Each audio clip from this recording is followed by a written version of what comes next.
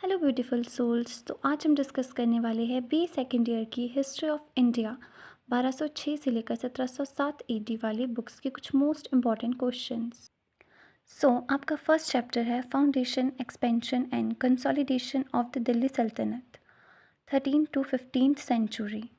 तुर्कों की सफलता व राजपूतों की असफलता के कारणों का वर्णन करो।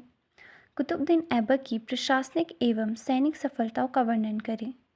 इल्तुतमिश की प्रारंभिक कठिनाइयाँ तथा उसके शासन की प्रशासनिक सैनिक सफलताओं का वर्णन करें। बलबन की प्रधानमंत्री तथा सुल्तान के रूप प्राप्त सफलताओं का वर्णन करें। जलालुद्दीन खिलजी के शासनकाल की गृह तथा विदेश नीति का पर प्रकाश डालें। अलाउद्दीन खिलजी कौन था, उसकी उत्तरी व दक्षिणी भारत की विजय का वर्णन करो। अलाउद्दीन खिलजी की प्रशासनिक, आर्थिक तथा सैनिक सुधारों पर चर्चा करें।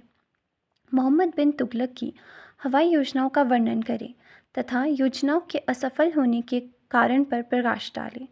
बहलोल लोदी कौन था, उसकी सफलताओं का संक्षिप्त वर्णन करें।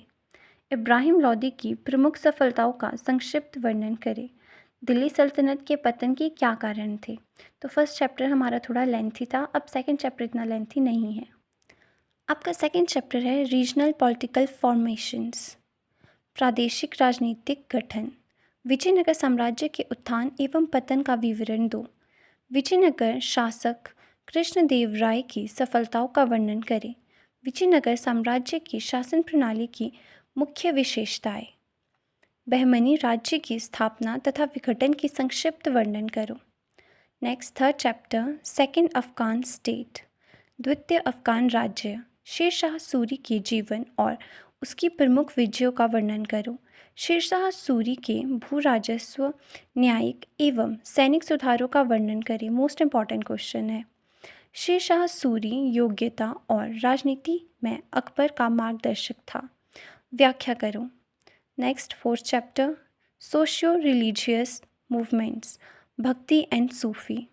भक्ति आंदोलन क्या था, इसकी उत्पत्ति के कारणों और प्रमुख विशेषताओं का वर्णन करो।